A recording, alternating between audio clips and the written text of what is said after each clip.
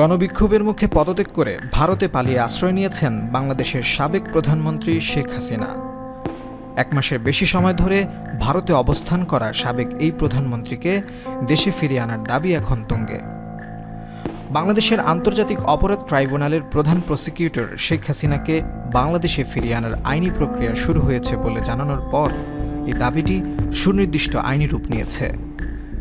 2010 সালে শেখ হাসিনা নেতৃত্বাধীন তৎকালীন সরকার এ ট্রাইব্যুনাল প্রতিষ্ঠা করেছিল।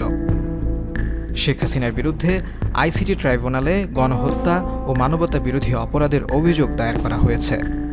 এছাড়াও হত্যা, নির্যাতন, নিপীড়ন থেকে গুমসহ বিভিন্ন ধরনের অভিযোগে সাবেক এই প্রধানমন্ত্রীর বিরুদ্ধে 1.5 শতাধিক মামলা হয়েছে। এমন পরিস্থিতিতে বাংলাদেশ যদি রাষ্ট্রীয়ভাবে শেখ হাসিনাকে হস্তান্তরের জন্য ভারতের কাছে অনুরোধ জানায়, তখন নয়াদিল্লির আইনি উপায় কী হবে? এ নিয়ে ভারতীয় ইংরেজি দৈনিক হিন্দুস্তান টাইমসে দীর্ঘ এক নিবন্ধ লিখেছেন এপি জিন্দাল গ্লোবাল ইউনিভার্সিটির জিন্দাল গ্লোবাল ল স্কুলের অধ্যাপক প্রভাস রঞ্জন। নিবন্ধে তিনি লেখেন, ভারতের প্রত্যাবর্তন আইন 1962 ছাড়াও শেখ হাসিনা সরকারের সাথে 2013 সালে স্বাক্ষরিত ভারত বাংলাদেশ প্রত্যাবর্তন চুক্তিও বর্তমানে গুরুত্বপূর্ণ হয়ে উঠেছে। 1962 সালের প্রত্যাবর্তন আইনের 12(2) ধারা ও ভারত বাংলাদেশের প্রত্যাবর্তন চুক্তির শর্তগুলো শেখ হাসিনাকে বাংলাদেশে প্রত্যাবর্তনের ক্ষেত্রে প্রাসঙ্গিক হয়ে উঠছে। শেখ হাসিনাকে প্রত্যাবর্তনের জন্য বাংলাদেশ 2013 সালের চুক্তির উপর নির্ভর করতে পারে। চুক্তির 1 নম্বর অনুচ্ছেদে বলা হয়েছে, বাংলাদেশ ও ভারত তাদের ভূখণ্ডে কেবল সেই ব্যক্তিদের প্রত্যর্পণ করতে বাধ্য যারা প্রত্যর্পণযোগ্য অপরাধ ভারত ও বাংলাদেশি আইনের আওতায় কমপক্ষে 1 বছরের কারাদণ্ডের মতো শাস্তিযোগ্য অপরাধ করার দায়ে দোষী সাব্যস্ত হয়েছেন। তবে এই অনুচ্ছেদ সেই ব্যক্তিদের ক্ষেত্রেও প্রযোজ্য হবে যাদের বিরুদ্ধে অপরাধের দায়ে অভিযোগ গঠন করা হয়েছে। বাংলাদেশের আদালতে এখনও দোষী প্রমাণিত না হলেও হাসিনাকে ভারত থেকে প্রত্যর্পণের প্রক্রিয়া শুরু করার জন্য তাকে এসব অপরাধে অভিযুক্ত করাই যথেষ্ট।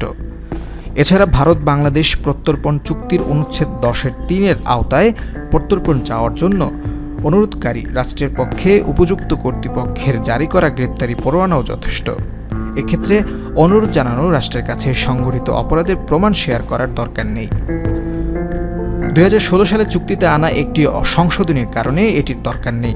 তবে মূল চুক্তিতে অনুরোধকারী রাষ্ট্রকে অনুরোধ জানানো, দেশের কাছে গ্রেপ্তারি পরোয়ানা সহ অন্যান্য প্রমাণ শেয়ার করার শর্ত ছিল।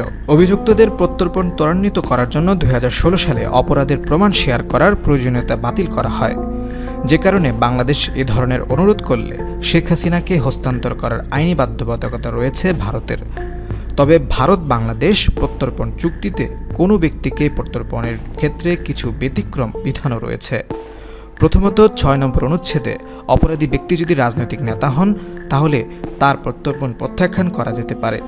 দিন শেষে শেখ হাসিনাকে প্রত্যর্পণের আহ্বান এখন আইনি বিষয়ের চেয়ে অনেকটা রাজনৈতিক হয়ে গেছে।